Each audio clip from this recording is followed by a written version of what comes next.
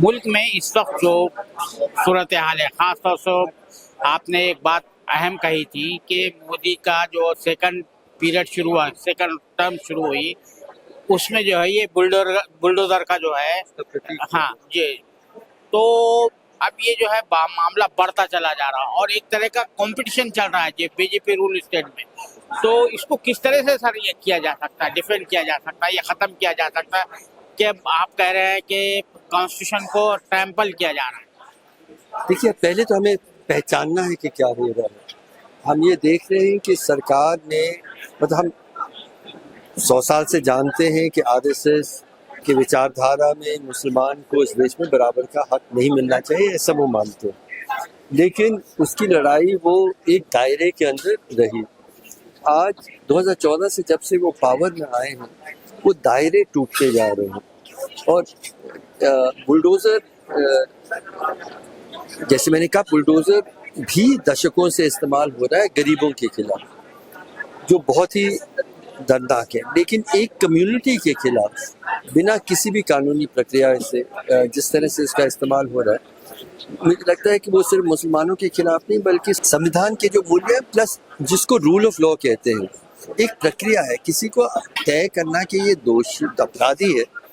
मान लीजिए, सरकार मान लीजिए कि इसने अपराध किया, इसने दंगा किया, इसने कुछ और किया, ठीक है, आपका पुलिस है, पुलिस इसकी जांच करे, कोर्ट में ले जाए, इसको सजा दिलाए, कोर्ट से सजा हो, फांसी भी हो सकती है, कोर्ट से होनी चाहिए।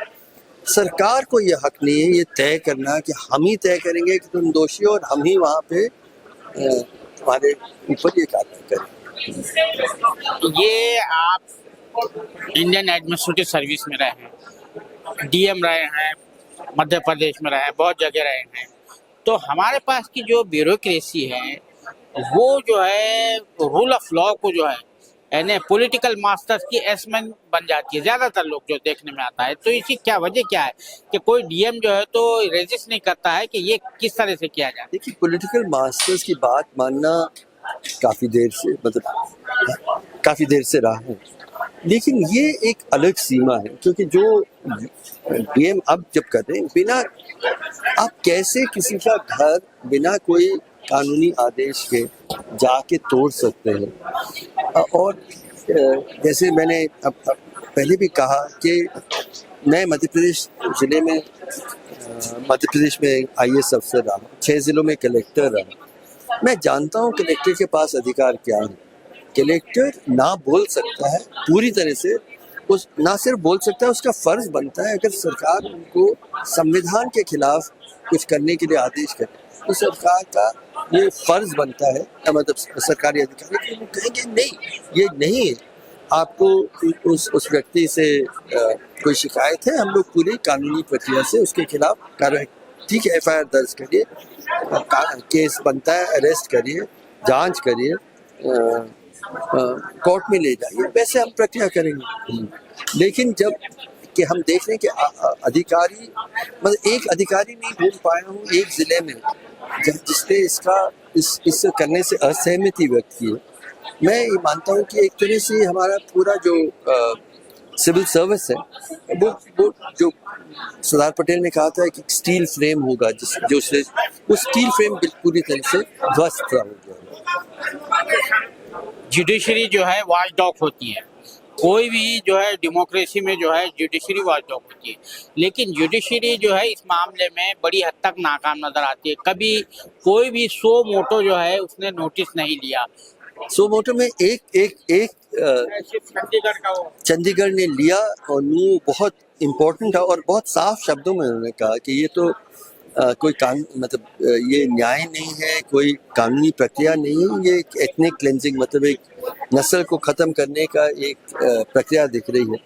तो ये लोकतंत्र के सभी जो इंस्टीट्यूशन हैं, सबका ये हार है। Civil service, police, judiciary, political parties, media, सबका हार के ये हो रहा है। अब इसका वे आउट क्या है, क्या सोल्यूशन क्या है, किस तरह से इस सूरत हाल से मुल्क को बाहर निकाला जा सकता है? क्योंकि लामहला एक कम्युनिटी का नुकसान हो रहा है, इसके माने पूरे मुल्क का नुकसान हो रहा है। बिल्कुल, हम भारत के हम भारत के लोगों ने हमें अपने आप को एक संविधान दिया था। संविधान को मतलब कचरे के डब्बे में फेंका जा रहा है। हम भारत के लोगों को ही खड़े होके लड़ना होगा। अगर हम नहीं लड़ेंगे तो हम ही जिम्मेदार हैं। बहुत शुक्रिया सारा से बात करने के लिए। ये थे जनाब हर्ष मंदर साहब, जो मशहूर ह्यूमन राइट्स एक्टिविस्ट भी है, मुख्तलिफ समाजी काम करते हैं और साबिक़ IAS अफसर भी रहे हैं। उनका ये कहना है कि इस वक्त जो मुल्क में सूरत हाल है, ये जो है अचानक पैदा नहीं हुई है, बल्कि इसका सिलसिला मोदी का जो सेकंड टर्म शुरू हुआ था, मोदी हुकूमत का जो सेकंड टर्म हुआ था, उस दौरान शुरू हुआ। पहली टर्म में लिंचिंग का मामला चल रहा था। अब ये जो मामला चल रहा है, ये सरासर गैर कानूनी है, ये क्रिमिनल एक्ट है और इसके खिलाफ पूरे मुल्क को खड़ा होना होगा। आज जैसा कि कहा जाता है कि आज हमारी बारी है, कल तुम्हारी बारी आ सकती है। ये सूरत हाल पर अगर काबू नहीं पाया गया तो उनका ये भी कहना है कि इस वक्त जो मुख्तलिफ जो खासतौर से BJP जो रूल स्टेट है, उनके दरमियान जो है एक तरीके की मुकाबला आ रही हो रही है कि किस तरह एक पर्टिकुलर कम्युनिटी को निशाना बनाया जा सकता है और इसके नुकसान पूरे मुल्क को उठाना पड़ेंगे। कैमरामैन जिशान राय के साथ मैं अब्दुल बारी मसूद, नई दिल्ली।